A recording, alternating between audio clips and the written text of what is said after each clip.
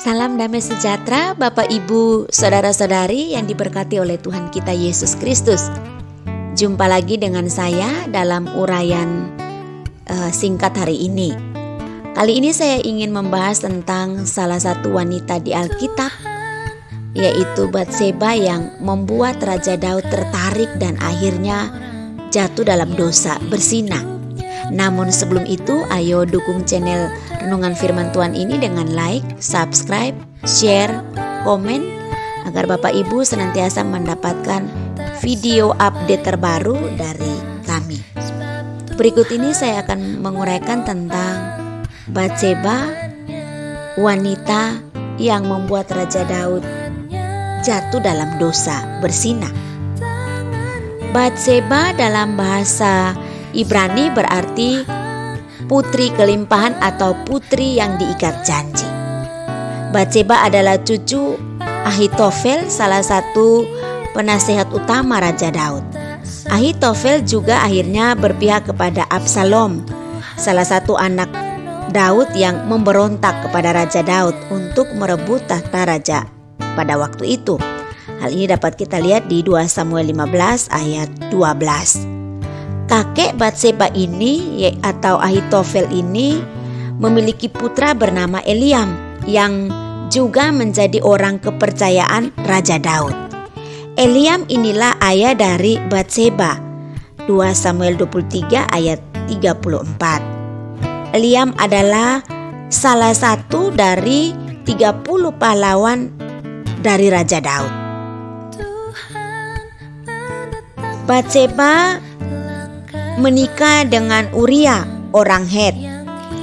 2 Samuel 11 ayat 3. Uria mengabdi pada Raja Daud sebagai perwira kerajaan di kerajaan Daud waktu itu. Suku Het dikenal sebagai salah satu suku bangsa di Kanaan. Tuhan pernah menyuruh Israel memusnahkan suku Het ini, tetapi bangsa Israel tidak melakukan sepenuhnya perintah Tuhan ini. Ulangan 7 ayat 1. Bapak Ibu, saudara-saudari yang terkasih dalam Kristus, meskipun Uria lahir dari suku Het, tetapi ia sudah menganut agama dan tradisi Yahudi. Daud menjadi raja selama 12 tahun dan ia tidak pernah absen dari medan tempur saat musim perang tiba. Tetapi hari itu Daud melewatkan pertempuran Israel melawan Amon.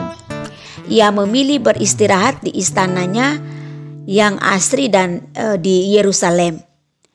Dan dalam hal ini jelas Daud memilih waktu yang tidak tepat untuk beristirahat seperti biasanya. Ia tidak pernah melakukan hal itu karena saat itu adalah musim perang para raja. Dapat kita lihat dalam 2 Samuel 11 ayat 1. Dalam keadaan siaga tanpa perang inilah Daud mengabaikan pertahanan dirinya. Ia menjadi lengah terhadap dosa seksualitas sehingga ia tidak dapat menahan diri saat melihat sosok wanita cantik yang sedang mandi. Wanita itu adalah tentunya kita tahu Batseba. 2 Samuel 11 ayat 2. Gairah Daud sebagai kesatria atau pahlawan yang biasa bertempur di medan perang berubah menjadi nafsu birahi. Nafsu itu juga yang membutakan nurani dan akal Daud, bahwa Batseba adalah istri Uria yang adalah salah satu perwiranya yang sangat setia kepadanya. Bapak Ibu, saudara-saudari yang diberkati oleh Tuhan kita Yesus Kristus, Daud juga tidak peduli jikalau Uria sedang berjuang dan bertarung nyawa di medan perang. Ia lebih menyeret Batseba dalam dosa persinahan. 2 Samuel 11 ayat 4. Dalam hal ini Batseba adalah korban dari perilaku dosa seksual yang dilakukan oleh Daud. Daud menggunakan kekuasaannya untuk melakukan tindakan aib itu. 2 Samuel 11 ayat 4.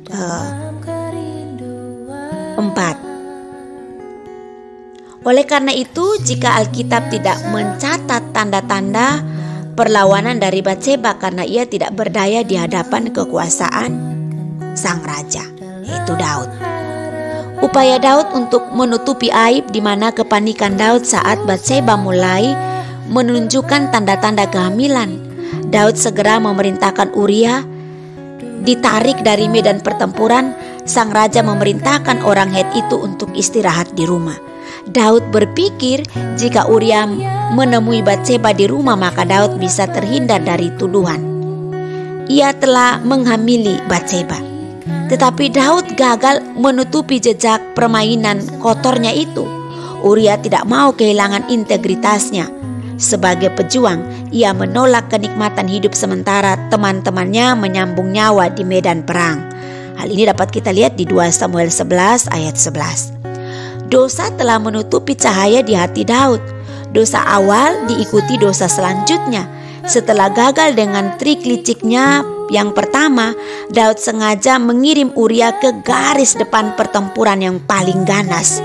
Sang raja ingin membunuh perwiranya sendiri secara sistematis. Bapak, Ibu, saudara-saudari yang dikasihi Kristus, Daud mengirim kembali Uria ke medan pertempuran. Kali ini Daud sebagai raja memberi surat perintah kepada Yoab, panglima perangnya, untuk menempatkan Uria di barisan paling depan dan membiarkan orang Het itu tanpa perlindungan. 2 Samuel 11 ayat 15. Hasilnya menjadi apa yang menjadi harapan Daud, yaitu Uria gugur di medan laga. 2 Samuel 11 ayat 24. Ketika Batseba mendengar Uria gugur, maka wanita itu sangat berduka. Ia meratapi kematian suaminya yang tragis. 2 Samuel 11 ayat 26. Setelah masa berkabung berlalu, Daud menikahi Batseba yang sedang mengandung. Tidak lama kemudian Batseba melahirkan anak itu, tapi Tuhan mengizinkan anak itu sakit. Daud sangat terpukul oleh keadaan itu. Ia tidak mau makan dan menyesali dosanya di hadapan Allah. Tapi anak itu mati pada hari ke-7. 2 Samuel 12 ayat 18. Akibat dosa persinahan itu, Batseba berduka 2 kali. Pertama, ia kehilangan suami, dan kedua, ia kehilangan anak. Sementara Daud juga menerima konsekuensi dari perbuatannya itu di masa depan. Nabi Nathan menubuatkan bahwa Tuhan akan mengizinkan perang demi perang terjadi di antara keturunan Daud. 2 Samuel 12 ayat 10. Daud juga akan kehilangan istri-istri secara terbuka. Peristiwa itu sebagai balasan Daud mengambil istri Uria secara terang-terangan juga, atau secara sembunyi ia melakukan perbuatan kelicikan tersebut. 2 Samuel 12 ayat 12. Peristiwa itu terbukti saat Absalom, salah satu anak Daud, mengambil istri-istri ayahnya secara terang-terangan. Semua orang Israel mengetahui perbuatan Absalom ini. Hal ini dapat kita lihat di 2 Samuel 16 ayat yang ke-22. Bapak, Ibu, saudara-saudari yang terkasih dalam Tuhan, pertobatan menjadi langkah selanjutnya dari Batseba dan Daud. Setelah kematian anak pertama mereka, Batseba dan Daud menyesali dosa mereka di hadapan Tuhan. Tuhan menganugerahkan seorang anak lelaki di masa selanjutnya. Anak itu bernama Salomo, yang artinya damai sejahtera. Anak ini merupakan simbol kasih Tuhan terhadap Daud dan Batseba. Bahkan Nabi Nathan memanggil Salomo dengan sebutan Yedijah, artinya kekasih Tuhan. 2 Samuel 12 ayat 24 sampai ayat yang ke-25. Batseba semakin menunjukkan kelasnya sebagai wanita yang dipulihkan oleh Tuhan. Dia sangat berperan dalam mendorong Salomo naik di tata singgasana menggantikan Daud yang semakin tua. Ia tahu bahwa Salomo sebagai anak yang lahir sebagai kekasih Tuhan akan memerintah atas Israel, sehingga saat Adonai salah satu anak Daud menyatakan diri secara sepihak sebagai raja, Batseba bergegas menemui Daud. Batseba ingin menyelamatkan Israel dari kehancuran dan ia mendesak Daud untuk segera menobatkan Salomo sebagai raja. 1 Raja-Raja 1 ayat 11. Batseba bukan hanya sebagai ibu dari raja yang paling bijaksana sedunia, yaitu Salomo.